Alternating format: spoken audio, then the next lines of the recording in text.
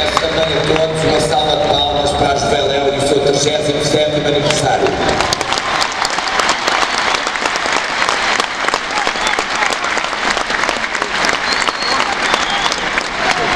Quero-vos comunicar que o Sporting Clube Portugal passou a barreira dos 100 mil sócios.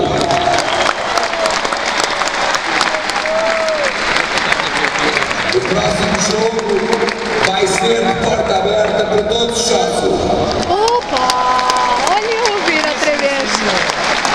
Olha eu ouvir outra vez. Se quisermos fazer e comparecer aqui junto a vocês para terem noção que estamos realmente com muita unidade, muita coesão e que aquilo que queremos é com todo o prazer poder ver servir sempre todos os sportinguistas e o Sporting de Portugal. Contem connosco, nós contamos com vocês.